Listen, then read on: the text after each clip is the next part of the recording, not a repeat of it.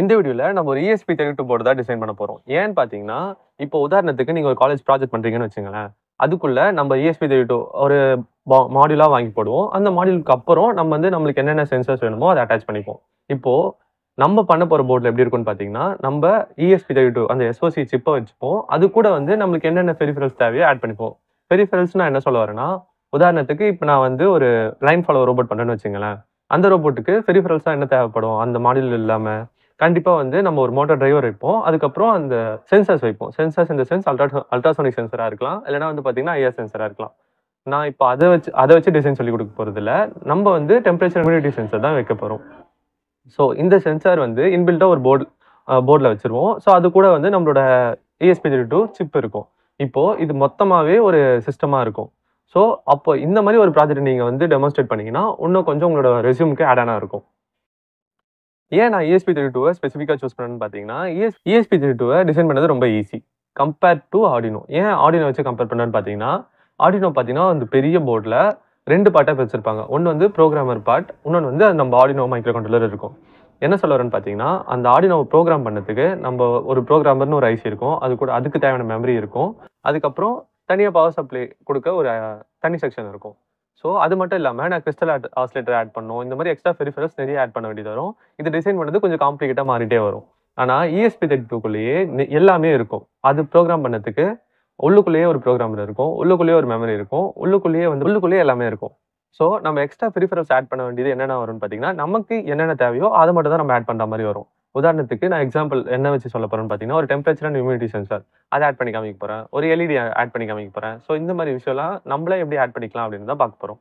So இத நீங்க ஒரு எக்ஸாம்பிளா எடுத்துக்கிட்டு, நீங்க டிசைன் பண்ணும்போது உங்க ப்ராஜெக்ட்க்கு ஏத்த மாரி எக்ஸ்ட்ரா பெரிஃபெரல்ஸ ஆட் பண்ணிக்கங்க. நான் என்டையர் டிசைன ஒரு வீடியோல சொல்ல முடியாது. இது சீரிஸ் ஆஃப் வீடியோவா தான் இருக்கும்.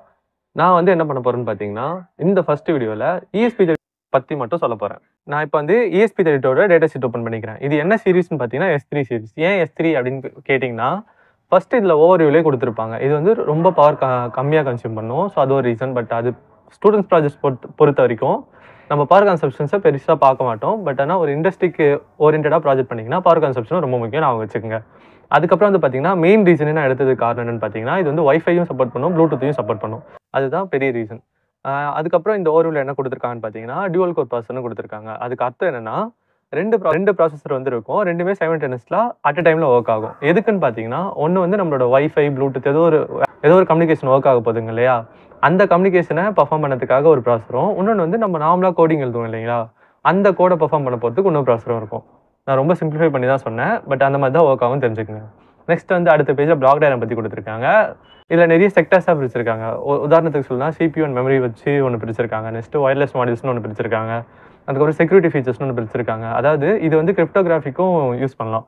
இப்போ ஓகே அத பத்தி நான் பெருசா பேசல. அந்த மாரிலாம் இருக்குன்னு தெரிஞ்சுக்கங்க. ஜெனரலா பிளாக் டயகிராம் பார்த்துக்கங்க. நம்ம இன் டெப்த்தா பின்னாடி பார்ப்போம். குடுத்திருக்காங்க. ஃபீச்சர்ஸ் பத்தி குடுத்திருக்காங்க. ஸோ அஃப்கோர்ஸ் இது நான் ஏன் சூஸ் பண்ணேன்னா, ஒரே ரீசன் தான். வைஃபை இருக்கு, ப்ளூடூத் இருக்கு. இந்த 2ம் இருக்கிறதுனால ஸ்டூடண்ட்ஸ் ப்ராஜெக்ட்ஸ் எல்லாத்துக்குமே சப்போர்ட் ஆகும் அப்படின்ற காரணத்துக்காக தான் நான் வந்து இந்த சிப் எடுத்தேன். ஸோ இந்த வைஃபையோட மேக்ஸிமம் டேட்டா ரேட் வந்து பார்த்தீங்கன்னா, 150 Mbps வரைக்கும் சப்போர்ட் பண்ணும். அது மட்டும் இல்லாம இது வைஃபை 5ல வொர்க் ஆகுது. ஸோ இது வந்து ஒரு லோ எனர்ஜியும் கூட. அதுக்கப்புறம் இதுல நிறைய GPIO பின்ஸ் இருக்கு. மொத்தம் 45 GPIO பின்ஸ் இருக்கு. ஸோ நம்ம எல்லாமே GPIO பின்ஸாவும் யூஸ் பண்ணிக்கலாம். டிஃபால்ட்டா GPIO பின்ஸா தான் இருக்கும்னு நினைக்கிறேன் நிறைய பின்ஸ். நம்ம பெயின் டிஸ்கிரிப்ஷன் பத்தி பார்க்கும்போது அது இன்னும் கொஞ்சம் இன் டெப்த்தா தெரிஞ்சுக்கலாம். ஓகே இதுல 45 GPIO பின்ஸ் இருக்கு. ஸோ எல்லாமே வந்து பார்த்தீங்கன்னா, டிஃபால்ட்டா GPIO பின்ஸா தான் வொர்க் ஆகும். ஸோ இதுல 45 பின்ஸ் இருக்கிறதுனால உங்களுக்கு என்ன மாரி அப்ளிகேஷன்ஸ்னாலும் யூஸ் பண்ணிக்கலாம். அதுல எல்லாமே வந்து பார்த்தீங்கன்னா, மல்டிப்ளெக்ஸும் பண்ணிக்க முடியும். உதாரணத்துக்கு சொல்லணும்னா, நம்ம வந்து UART யூஸ் பண்ணிக்கலாம். இல்லன்னா SPI யூஸ் பண்ணிக்கலாம். இல்ல I2C யூஸ் பண்ணிக்கலாம். இல்ல ADCக்காகவும் நம்ம யூஸ் பண்ணிக்கலாம். இதுல எல்லாமே கம்யூனிகேஷன் புரோட்டோகால்ஸ் தான். ஒண்ண தவிர ADC வந்து நம்ம அனலாக் டூ டிஜிட்டல் வந்து கன்வெர்ட் பண்ணோம் இல்லையா? ஸோ நம்ம வந்து இங்க I2C வச்சு ஒரு எக்ஸாம்பிள் பண்ணி காமிக்கிறேன். ADCயும் நம்ம அடிக்கடிக்கு யூஸ் பண்ணுவோம் ப்ராஜெக்ட்ஸ் பொறுத்த வரைக்கும். ஆனா இப்போதைக்கு நான் அத யூஸ் பண்ணல. நெக்ஸ்ட் வந்து என்னன்னு பார்த்தீங்கன்னா, பவர் எஃபிஷியன்சி. ஸோ இதுல வந்து பார்த்தீங்கன்னா, நிறைய மோட்ஸ் இருக்கு. அதாவது லோ பவர் மோட் அப்படின்ற டிஃபரெண்ட் மோட்ஸ் இருக்கு. அதாவது டீப் ஸ்லீப், லைட் ஸ்லீப் இந்த மாதிரி டிஃபரெண்ட் மோட்ஸ் இருக்கு. ஸோ இது மூலியமா நம்ம பவர் கன்சம்ப்ஷனை கம்மி பண்ண முடியும். பட் ஆனா ஸ்டூடண்ட்ஸ் ப்ராஜெக்ட்ஸ்ல இது நம்ம எதுவும் கண்டுக்க மாட்டோம். ஸோ நெக்ஸ்ட் வந்து அப்ளிகேஷன் சொல்லியிருக்காங்க. ஸோ இதுல வந்து நான் முன்னாடியே சொன்ன மாதிரி வைஃபை, ப்ளூடூத்னாவே ஆட்டோமேட்டிக்கா அந்த IoTக்கான அப்ளிகேஷன்ஸும் ஏஐக்கான அப்ளிகேஷன்ஸும் கொஞ்சம் இருக்கு. பட் ஆனா இது ரொம்ப பவர்ஃபுல்லான ப்ராசஸர்லாம் கிடையாது. பட் அதையும் பண்ணலாம்னு தெரிஞ்சுக்கங்க. பின் டிஸ்கிரிப்ஷன் குடுத்திருக்காங்க.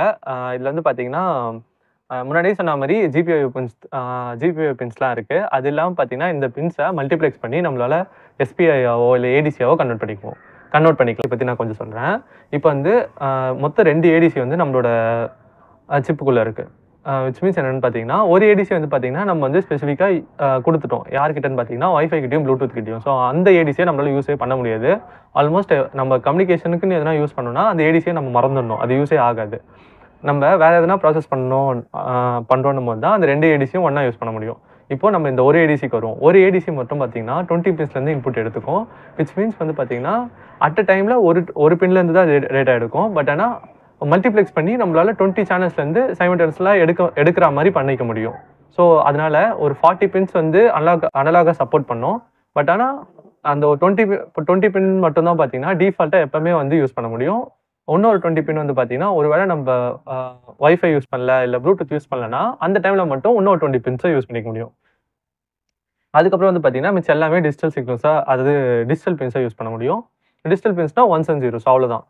இங்க 1ன்னு என்ன சொல்ல வரேன்னா 3.3 வோல்ட், 0ன்னு என்ன சொல்ல வரேன்னா கிரவுண்ட் வோல்ட். அதுதான் சொல்ல வரேன். நெக்ஸ்ட் வந்து என்ன பார்த்தீங்கன்னா, கம்யூனிகேஷனுக்காக ஸ்பெசிஃபிக்கா சில பின்ஸ்லாம் இருக்கு. ஸோ அது நம்ம வந்து ஜிபிஓ, ஐஓ இல்லாம கம்யூனிகேஷனா யூஸ் பண்ண போறோம்ன்ட்டு நம்ம மெமரியில ரைட் பண்ணி சொல்ல வேண்டியதா வரும்.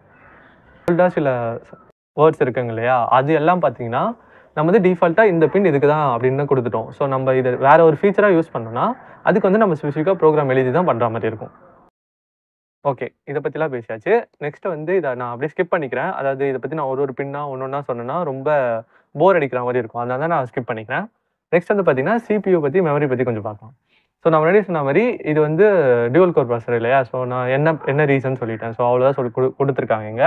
நெக்ஸ்ட் வந்து மெமரி பத்தி சொல்லணும்னா, இதுல வந்து ரோம் அண்ட் எஸ்ராம் வந்து 2 இருக்கு. பிஎஸ்ராமும் இருக்கு. பிஎஸ்ராம் பத்தி நான் சொல்றேன். பட் ஆனா ஃபர்ஸ்ட் ரோம் பத்தி தெரிஞ்சுக்கலாம். ரோம்னா என்ன எல்லாருக்கும் தெரியும். Read only memory. இது வந்து பார்த்தீங்கன்னா 384 கிலோபைட்ஸ் இருக்கு. அதாவது நான் ஏதோ ஒரு டேட்டாவ வந்து பெர்மனன்ட்டா எழுதி வைக்க நான் யூஸ் பண்ணிக்க போறேன்.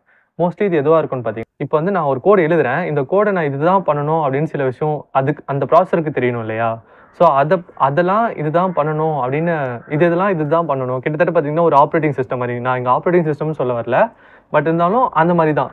இப்போ நான் ஒரு ஆப் இன்ஸ்டால் பண்றேன். என் ஃபோன் அந்த ஆப்ப வொர்க் பண்ண வைக்குதுன்னா, உள்ளுக்குள்ள ஆல்ரெடி சம் கோட் வந்து அத பெர்ஃபார்ம் பண்ணுது இல்லையா? அந்த மாரி டிஃபால்ட்டா இருக்க வேண்டிய சில கோட்ஸ் தான் வந்து பார்த்தீங்கன்னா, இந்த இந்த இதுல எழுதுவாங்க. நெக்ஸ்ட் வந்து எஸ்ராம். எஸ்ராம் எதுக்குன்னு பார்த்தீங்கன்னா, நம்ம வந்து அ எ எழுதுற கோட்ஸ்லாம் வந்து இங்க தான் இருக்கும். அதோட டேட்டாஸ் இல்ல நம்ம எழுதுற கோடு பெர்மனன்ட்டா ஸ்டோர் ஆவாது. அது வேற ஒரு மெமரில ஸ்டோர் ஆகும். அதுக்கு நடுவுல டெம்பரரியா யூஸ் பண்ண வேண்டிய டேட்டாலாம் இங்க ஸ்டோர் ஆயிக்கும். இது வந்து பார்த்தீங்கன்னா, 512 கிலோபைட்ஸ் ஆஃப் எஸ்ராம் வந்து இங்க இருக்கு. அதுக்கப்புறம் பார்த்தீங்கன்னா, இதுக்கு ஓகே இது இன்பில்ட்டா இந்த 2 மெமரி சொல்லிட்டேன். எக்ஸ்டர்னலா நம்மளால மெமரி ஆட் பண்ணிக்க முடியுமான்னு கேட்டீங்கன்னா, ஆஃப் கோர்ஸ் ஆட் பண்ணிக்க முடியும். என்ன கேட்டீங்கன்னா, அந்த அளவுக்கு தேவைப்படாதுன்னு நினைக்கிறேன். நான் 1 ஜிபி அளவுக்கு ஆட் பண்ணலாம்னு அப்படின்னு போட்டு நெக்ஸ்ட் வந்து பார்த்தீங்கன்னா, பவர் மேனேஜ்மென்ட். ஸோ நான் முன்னாடியே சொன்ன மாரி இந்த பவர் மேனேஜ்மென்ட் பத்தி நம்ம காலேஜ் ப்ராஜெக்ட்ஸ்ல பெருசா பேச மாட்டோம். ஆனா நீங்க இதையும் நல்லா தெரிஞ்சுட்டு, இதையும் நல்லா இம்ப்ளிமெண்ட் பண்ணீங்கன்னா, ஸோ அப்போ ஒரு ஆட் ஆனா இருக்கும். இதுல டிஃபரெண்ட் மோட்ஸ் இருக்குன்னு சொல்லியிருக்காங்க. அதுக்கு ஸ்லீப் மோட் சொல்லியிருக்காங்க. என்னன்னு பார்த்தீங்கன்னா, டீப் ஸ்லீப் இந்த மாரி நிறைய ஸ்லீப் மோட்ஸ் பத்தி பேசியிருக்காங்க. ஓகே. இந்த பவர் கன்சப்ஷன் வந்து இந்த பவர் சேவிங் மோட வச்சு பேசும்போது தான் எனக்கு ஒண்ணு ஞாபகம் வந்தது. என்னன்னு பார்த்தீங்கன்னா, ஆர்டிசி ரியல் டைம் கிளாக்ன்னு சொல்லுவாங்க. இது என்னன்னு பார்த்தீங்கன்னா, சம்டைம்ஸ் வந்து நம்ம யூஸ் பண்ணவே மாட்டோம். ஆனா, அந்த கிளாக் உள்ளுக்குள்ள ஓடிட்டே இருந்தா தான் பார்த்தீங்கன்னா, நம்ம வந்து டைமிங் ரிலேட்டடான வொர்க்லாம் வந்து ப்ரிசைஸ்டா பண்ண முடியும். ஸோ, அதுக்காக தான் இந்த ஆர்டிசி கிளாக் இருக்கு. அது ரொம்ப கம்மியான மெமரி தான் எடுத்துக்கும். ரொம்ப கம்மியான பவர் தான் கன்சியூம் பண்ணும். பட் ஆனா, அது வொர்க் ஆயிட்டே இருக்கும். ஸோ, அது இல்லாம பிடபிள்யூஎம்மும் சப்போர்ட் பண்ணும்னு சொல்லியிருக்காங்க. பிடபிள்யூஎம் நம்ம எங்க யூஸ் பண்ணுவோம்? மோஸ்ட்லி வந்து பார்த்தீங்கன்னா, எல்இடிய டிம் பண்ண, இல்ல வந்து கொஞ்சம் அதிகமா லைட்டப் பண்ண அதுக்காகவும், அது மட்டும் இல்லாம மோட்டார்ஸ கண்ட்ரோல் பண்ணவும் யூஸ் பண்ணுவோம். சில மோட்டார் டிரைவர்லாம் வந்து பார்த்தீங்கன்னா, பிடபிள்யூஎம் பின்ஸே சிலது இருக்கும். அத வச்சு அந்த மோட்டரோட ஸ்பீட கண்ட்ரோல் பண்ணலாம். ஓகே. இத பத்திலாம் குடுத்துருக்காங்க. நெக்ஸ்ட் வந்து பார்த்தீங்கன்னா, இந்த மாடியூல்ல வந்து கேமரா சப்போர்ட் பண்ணணும்னு குடுத்துருக்காங்க. கேமரா இல்ல எல்சிடி டிஸ்ப்ளே இது எல்லாமே சப்போர்ட் பண்ணும். அதுக்குன்னு ஸ்பெசிஃபிக்கா அத ஆப்பரேட் பண்ணதுக்கு உள்ள ஆர்க்கிடெக்சரும் இருக்குன்னு சொல்லியிருக்காங்க. ஸோ நான் அத பத்தி இன் டெப்த்தா போல. நம்ம இங்க ஹார்ட்வேர் மட்டும் தான் டிசைன் பண்ண போறோம். ஹார்ட்வேர் பார்ட்ல இதுக்குன்னு நம்ம எதுவும் சேஞ்ச் பண்ணணும்னு அவசியம் கிடையாது. நம்ம எல்லாத்தையும் செட் பண்ற மாரி தான் பண்ணுவோம். அந்த பின்ஸ்ல உள்ளுக்குள்ள எழுத போற புரோகிராமிங்க மட்டும் வச்சு தான் அவங்க சொல்ற அந்த கேமராவோ இல்ல எல்சிடியோ வந்து நம்ம இன்டர்ஃபேஸ் பண்ற மாரி இருக்கும். ஸோ அதனால நான் அத பத்தி இங்க பெருசா பேசல. நெக்ஸ்ட் வந்து பார்த்தீங்கன்னா, இதுல வயர்லெஸ் ஃபீச்சர்ஸ் இருக்குன்னு பார்த்தோம் இல்லையா? இது வந்து ஆஃப் கோர்ஸ் வைஃபை ஹேண்டில் பண்ணும், ப்ளூடூத் ஹேண்டில் பண்ணும். இந்த மாரி நெறைய ஃபீச்சர்ஸ் வந்து இதுல இருக்கு. இத பத்தி சில விஷயம் குடுத்துருக்காங்க. என்னன்னு பார்த்தீங்கன்னா, இது வந்து ஆக்சஸ் பாயிண்ட்டாவும் ஒர்க் ஆகலாம், இல்ல ஸ்டேஷனாவும் ஒர்க் ஆகலாம். ஸோ டிஃபரெண்ட் மோட்ஸ் இதுலயே வைஃபைலயே டிஃபரெண்ட் மோட்ஸ் இருக்கு. அதுக்கப்புறம் வந்து பார்த்தீங்கன்னா, இந்த போர்ட் அவங்க இன்னும் கொஞ்சம் ஸ்பெஷலைஸ்டா என்ன சொல்லியிருந்தாங்கன்னு பார்த்தீங்கன்னா, இது வந்து செக்யூரிட்டிக்காக யூஸ் பண்ணிக்கலாம். செக்யூரிட்டினா நம்ம ஏதோ டேட்டாவ என்கிரிப்ட் பண்ணிக்கலாம். நம்ம வயர்லெஸ்ஸா சென்ட் பண்ணும்போது, வேற யாரும் ரீட் பண்ணக்கூடாதுன்றதுக்காக அத நம்ம என்கிரிப்ட் பண்ணி நம்ம சென்ட் பண்ணலாம் அப்படின்லாம் சொல்லியிருந்தாங்க இல்லையா?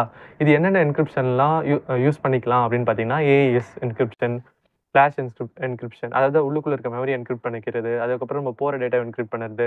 அதுக்கப்புறம் உள்ளுக்குள்ளேயே வந்து ஒரு ரேண்டம் நம்பர் ஜெனரேட்டர் வந்து ஒண்ணு இருக்கு. ஏன்னு பார்த்தீங்கன்னா, என்கிரிப்ட் பண்ணதுக்கு வந்து அத யூஸ் பண்ணிப்பாங்க அப்படின்லாம் சொல்லியிருந்தாங்க. ஸோ என்கிரிப்ஷன் பத்தி எனக்கு பெருசா தெரியாது.